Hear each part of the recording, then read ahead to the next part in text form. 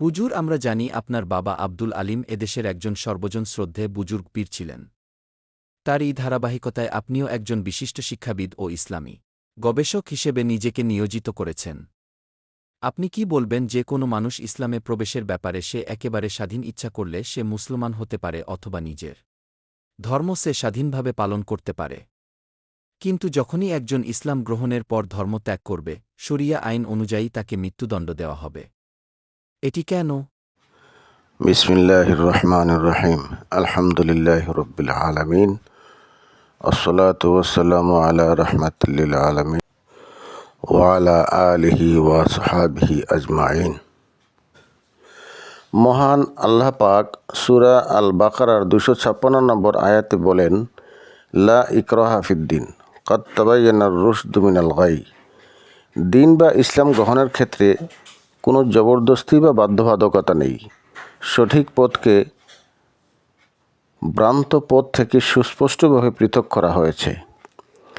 আল্লাহ পাক সূরা কাহাফ আয়াত নম্বর 29 উল্লেখ করেন, অকলিল হাক্কু মির রাব্বিকুম ফামান শাআ ফালিউমিন ওয়ামান শাআ ফালিয়াকফুর।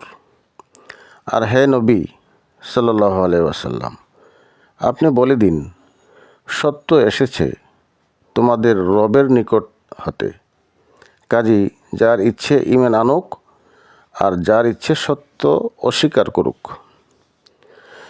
ইসলামের মূলনীতি হল বিশ্বাস মনে প্রাণে গ্রহণের বিষয়, জোর করে চাপিয়ে দেওয়ার নয়।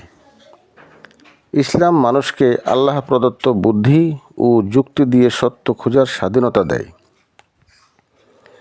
কিন্তু যখন কেউ স্বেচ্ছা বা উত্তরাধিকার সূত্রে ইসলাম গ্রহণ করে, তখন সে আল্লাহর সাথে একটি অঙ্গীকারে আবদ্ধ হয়।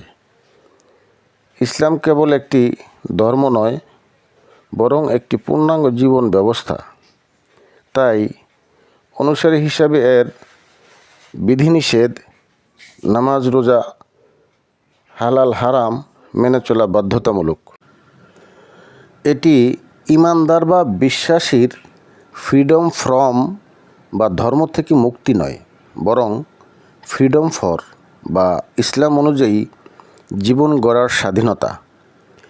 ইসলাম is a comprehensive way of life বা পূর্ণাঙ্গ জীবন বিধান, কেবল বিশ্বাসের নাম নয়।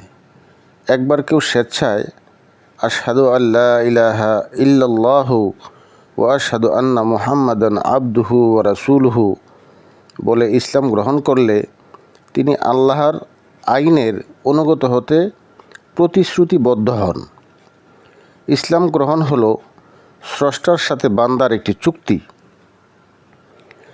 এই চুক্তির পর জীবনের প্রতিটি ক্ষেত্রে আল্লাহর হুকুম মেনে চলা চুক্তির প্রতি আনুগত্যের শামিল। মুসলমান হওয়ার পর ব্যক্তি মুসলিম সমাজের অবিচ্ছেদ্য অংশ হয়ে যায়। ইসলামী শরীয়তের বিধান বা আইন অনুযায়ী যদি কোনো মুসলিম স্বেচ্ছায় ইসলাম ত্যাগ করে অন্য ধর্ম গ্রহণ করে মুরতাদ হয়, তবে তার শাস্তি মৃত্যুদণ্ড। ইসলাম ত্যাগ এটি কেবল ব্যক্তিগত বিশ্বাসের পরিবর্তন নয়, বরং রাষ্ট্রের সাথে বিশ্বাসঘাতকতা বা সামাজিক শৃঙ্খলা ভঙ্গের অপরাধ হিসেবে দেখা হয়। অনেক ক্ষেত্রে শাস্তি কার্যকরের আগে তাকে তওবা বা ইসলামে ফিরে আসার সুযোগ দেওয়া হয়। মুরতাদের শাস্তিটি কেবল ইসলামী রাষ্ট্র হলেই তা সম্ভব।